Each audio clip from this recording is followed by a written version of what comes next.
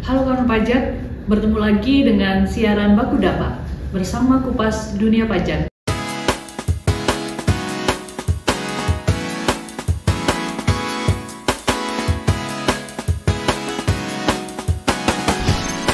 Podcast Baku Dapa bersama Kupas Dunia Pajak. Kali ini bersama saya Dina Kusumasari yang akan memandu obrolan kita kali ini. Ya, pada tanggal 22 Juli tahun 2025, Direktur Jenderal Pajak menetapkan piagam wajib pajak melalui Perdirjen nomor 13 PJ 2025. Apa sebenarnya piagam wajib pajak ini dan tujuannya apa dari penetapan piagam wajib pajak ini? Maka pada kesempatan hari ini kita akan membahas tuntas mengenai piagam wajib pajak ini. Tentunya saya tidak sendiri, bersama saya sudah hadir Mbak Ulfa. Selamat sore Mbak Ulfa. Selamat sore Mbak Dina. Mbak Ulfa adalah salah satu penyuluh dari KPP Pratama Bitung yang pada kesempatan hari ini akan menjadi narasumber bagi kita semua. Apa kabar Mbak Ulfa? Alhamdulillah baik nih Mbak Dina sore ini. Mbak Dina gimana kabarnya? Alhamdulillah juga baik. Gimana, nggak deg-degan kan? Enggak sih. Mungkin perdana ya. Perdana ya. Ini perdana untuk Mbak Ulfa menjadi narasumber di siaran Baku Dapa ya? Iya, betul. Oke. Baik Mbak Ulfa, topik kita hari ini adalah mengenai piagam wajib pajak. Ya, kita tahu kemarin hampir bertepatan dengan Hari Pajak ya, yaitu bulan Juli tahun 2025, Pak Bibo Wijayanto, Direktur Jenderal Pajak sudah menetapkan ada yang namanya piagam wajib pajak. Iya, betul. Sebenarnya apa sih piagam wajib pajak ini? Apakah seperti piagam penghargaan begitu? Mungkin Mbak Ulfa bisa menceritakan lebih detail gitu ya mengenai apa sih sebenarnya definisi dari piagam wajib pajak ini. Oke Mbak Dina, jadi piagam wajib pajak ini merupakan piagam yang isinya adalah rangkuman hak dan kewajiban wajib pajak, yang mana piagam ini ada dasar ketentuannya mulai dari Undang-Undang Dasar 1945 dan juga aturan turunannya seperti Undang-Undang, PP, Perpres, PMK dan juga Perdirjen Mbak Dina.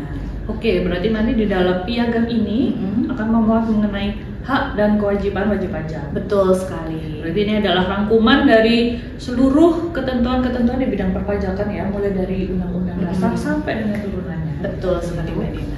Nah, sebenarnya kenapa gitu kan sudah ada ketentuan nih, sudah ada dari undang-undang, kemudian PP dan seterusnya. Kenapa harus dituangkan lagi dalam bentuk piagam wajib pajak ini? Oke, jadi tujuan dari piagam wajib pajak ini Mbak Dina itu untuk menjaga hubungan saling percaya, saling menghormati dan juga saling bertanggung jawab antara wajib pajak dan juga DJP ini Mbak Dina. Jadi intinya hubungan yang terjalin antara wajib pajak dan juga DJP ini semakin baik sehingga timbul rasa saling percaya dan juga saling menghormati. Oke, karena mungkin semuanya ada di sini ya gitu. Iya, jadi betul Mbak Dina.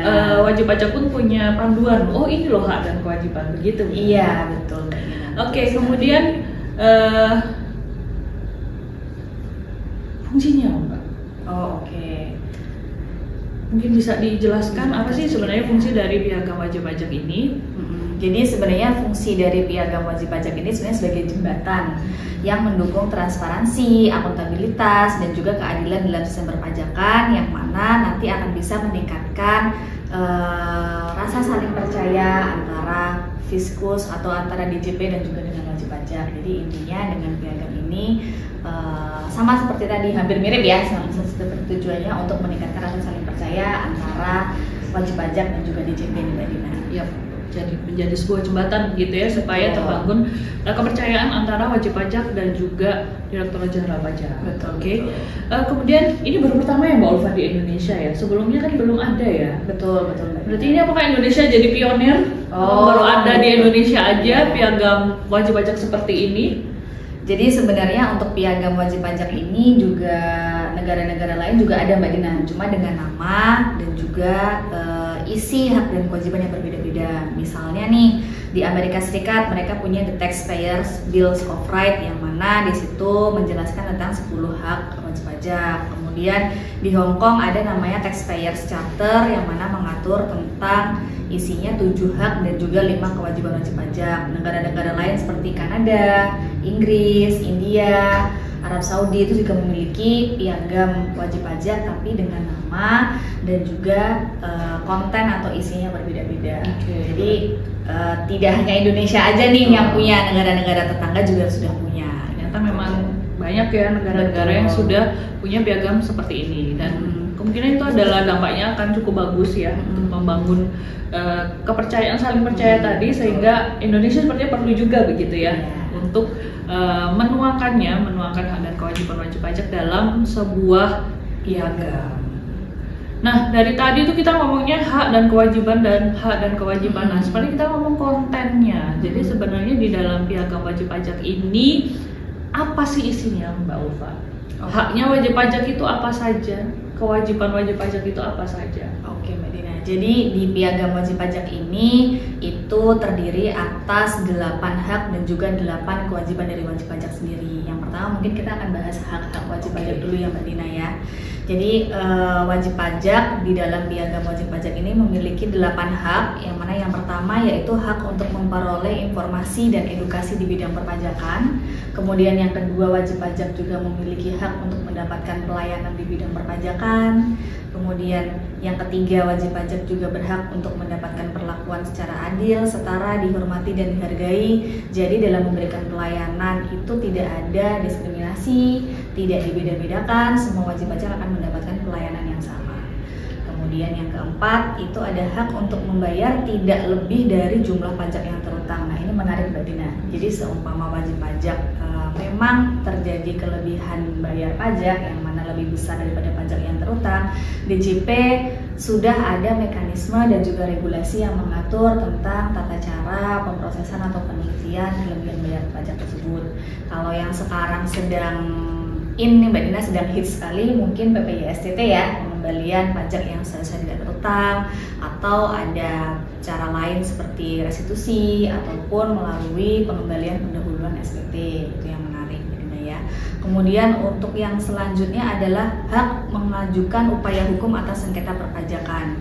Jadi atas produk hukum yang terbit nih Mbak Dina, yang diterbitkan atas wajib pajak, apabila wajib pajak merasa atas produk hukum itu masih perlu lagi untuk ditinjau atau disengketakan, wajib pajak bisa mengajukan permohonan non keberatan. Itu misalnya permohonan pengurangan atau penghapusan sanksi administrasi sebagaimana pasal 36 ayat 1 huruf A, kemudian permohonan keberatan, kemudian permohonan banding ataupun permohonan gugatan. Jadi wajib pajak punya opsi-opsi upaya hukum tersebut atas produk hukum yang diterbitkan atas wajib pajak. Kemudian yang selanjutnya adalah hak atas kerahasiaan dan keamanan data wajib pajak. Jadi data wajib pajak yang diampu oleh DJP atau yang diminta oleh DJP itu pasti dijamin kerahasiaan dan juga keamanan datanya Mbak Dina. Untuk selanjutnya adalah hak untuk diwakili oleh kuasa. Jadi wajib pajak dengan kesibukan atau keperluan lain dalam pengurusan kewajiban perpajakannya itu boleh dilakukan oleh kuasa. Di sini kuasa tidak hanya oleh konsultan pajak ya Mbak Dina ya, bisa dilakukan oleh non konsultan pajak, misalnya karyawan itu juga bisa menjadi kuasa dari wajib pajak tersebut. Kemudian selanjutnya untuk penyampaian pengaduan dan melaporkan pelanggaran pajak nih Mbak Dina. Jadi wajib pajak untuk menyampaikan pengaduannya sudah banyak sekali lamannya Mbak Dina ya, bisa melalui Kering Pajak, melalui telepon 1500-200 di Kering Pajak, atau melalui website dan email pengaduan pajak. Mereka juga bisa melaporkannya melalui Instagram ataupun Twitter, DJP sudah bisa.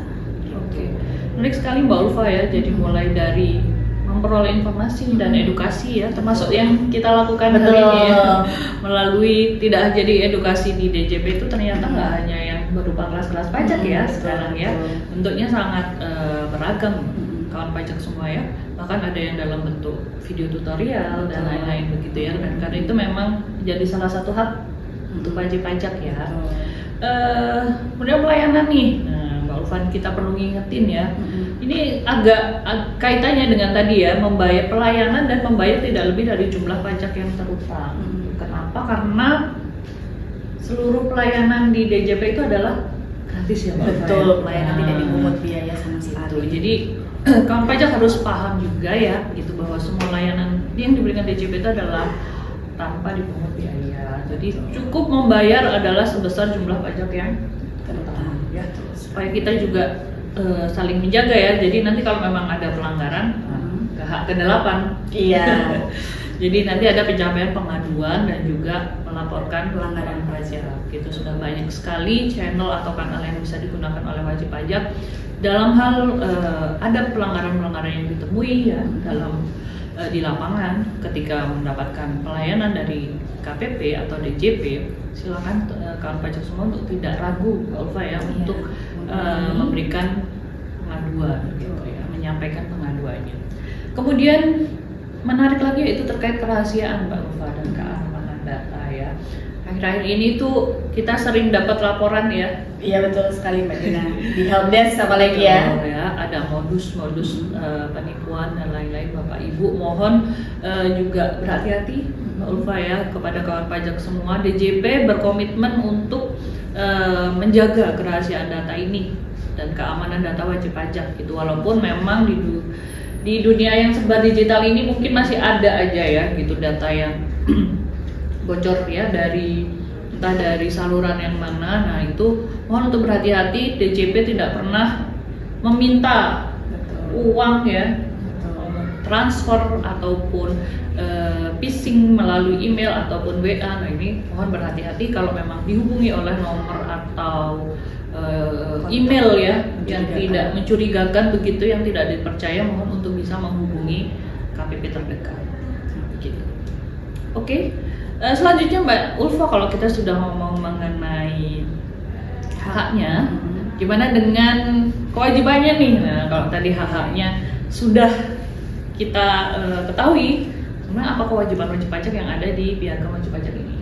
Jadi untuk kewajiban sama ya Mbak Dina, kebetulan di Piagam Wajib Pajak ini kewajibannya juga ada 8. Jumlahnya sama. Jumlahnya ya? sama, kebetulan sama. Nah yang kewajiban yang pertama yang harus dilakukan wajib pajak adalah menyampaikan SPT dengan benar, jelas, dan lengkap. Nah ini menarik nih Mbak Dina ya. Untuk SPT yang benar, jelas, lengkap itu maksudnya bagaimana? Jadi SPT benar itu adalah SPT yang disampaikan benar dalam perhitungannya, dalam penulisannya, dan juga dalam penerapan ketentuan perpajakannya.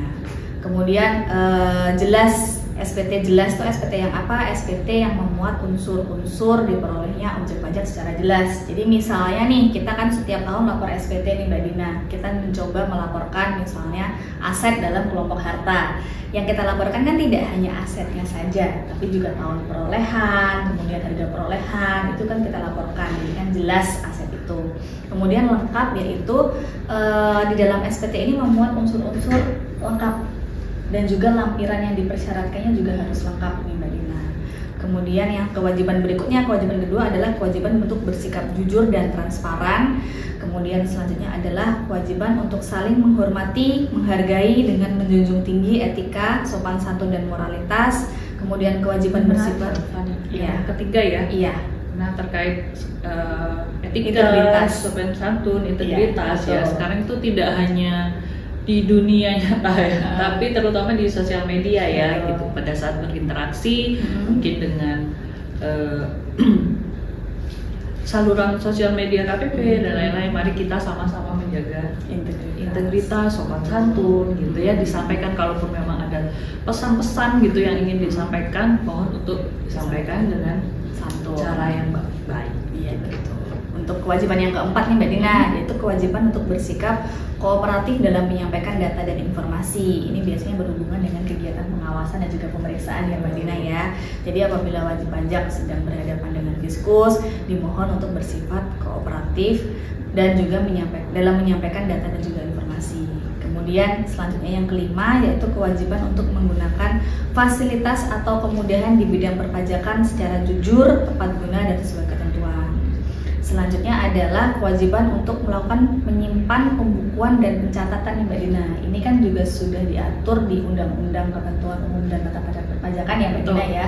Yang mana di pasal 28 itu disebutkan wajib pajak ini wajib untuk menyimpan data dokumen perpajakan selama 10 tahun di Indonesia gitu ya, dalam rangka nanti mungkin ada pemeriksaan ataupun dalam rangka penyidikan. Jadi data atau dokumennya wajib disimpan selama 10 tahun. Kemudian yang ketujuh, ini hampir mirip dengan hak yang tadi, yaitu kewajiban untuk menunjuk kuasa sesuai dengan ketentuan. Jadi wajib pajak ini dalam menunjuk kuasa tidak serta-merta hanya dengan surat kuasa, tapi juga ada ketentuan dan syarat-syarat lain yang harus dipenuhi agar wajib pajak dapat menunjuk kuasa untuk mewakilinya dalam memenuhi kewajiban perpajakan. Dan yang terakhir nih Mbak Dina, ya, kewajiban untuk tidak memberikan gratifikasi atau imbalan dengan nama dan dalam bentuk apapun kepada petugas pajak nih Mbak Dina. Jadi, kembali ya tadi bahwa semua layanan bebas biaya, tidak dipungut biaya. Jadi jangan pernah kawan pajak semua memberikan gratifikasi ya, imbalan, pemberian dalam bentuk apapun. Betul. Kita saling jaga gitu. Betul. Ya. Baik, Mbak Ulfa. Mungkin ada lagi yang mau disampaikan terkait piagam wajib pajak ini. Jadi dengan di launchingnya piagam wajib pajak ini, semoga tujuan di launchingnya piagam wajib pajak ini dapat tercapai ya Mbak Dina ya, yaitu agar hubungan antara wajib pajak dengan DJP semakin baik, semakin kooperatif, dan juga yang terakhir tadi saling jaga agar tidak timbul tindakan yang melanggar hukum. Baik, mungkin itu ya Mbak Ulfa yang kita bisa bahas mengenai piagam wajib pajak itu. Kita sekarang sudah tahu bahwa Indonesia saat ini sudah memiliki piagam wajib pajak yang diharapkan bisa menjadi jembatan ya yang antara DJP dan juga wajib pajak, sehingga terbangun komunikasi yang baik, kepercayaan begitu ya, dan sehingga pelaksanaan undang-undang perpajakan ini mulai dari undang-undang dasar sampai dengan turunannya bisa terlaksana dengan baik. Betul. Oke, mungkin itu siaran Baku Dapa kita pada kali ini, kawan pajak semua. Sampai ketemu lagi dengan sesi Baku Dapa berikutnya. Selamat sore. Selamat sore. Podcast Baku Dapa bersama Kupas Dunia Pajak.